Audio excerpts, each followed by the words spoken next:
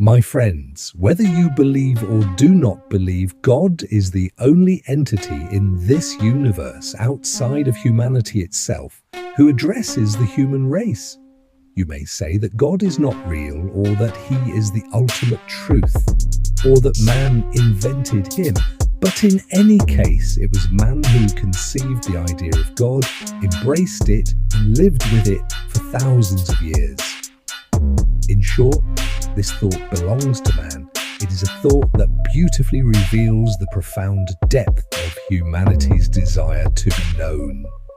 And this concept will remain in the mind, consciousness, and thinking pattern of the entire human race as a seed and a fundamental building block. Why then is being addressed by God not enough for them? Because this acknowledgement offered through religions carries a generalization. Granted, across the ages, it has made the entire species feel special. But at the point we have reached today, it is clear that the individual is no longer satisfied with this collective acknowledgement. Man loves to feel uniquely special. This is the consequence of his consciousness. But is this condition a blessing for him, or is it a curse? I believe he is entirely justified in harboring doubts.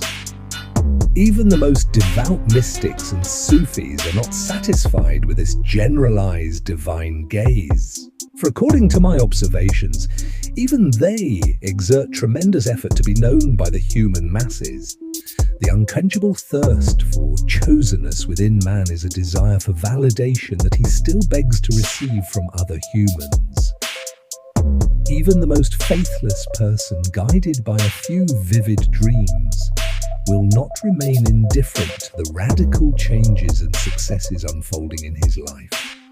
Even if he does not believe in God at all, an inward sense of being chosen will consume his entire soul. And if this is followed by wealth and power, the human mind's descent into madness becomes inevitable. Man's lack of acknowledgement in the universe births a kind of inferiority complex within him. In a state of fragility, resentment and depression, he even misdirects his anger toward God. We often hear the majority of people ask, why does God allow this evil? What lies beneath this sentence is actually the silent cry, why does God not see me? If we wish to minimize the violence of our own nature's reactions, one of the most vital things we can do is to seek paths of quality and beautiful communication within small, intimate circles where the desire to be known can truly be fulfilled. If we believe in God, we must convince ourselves that he always sees us and loves us. If we do not believe, convincing ourselves not to blame him is the most reasonable and achievable path to a tranquil mind.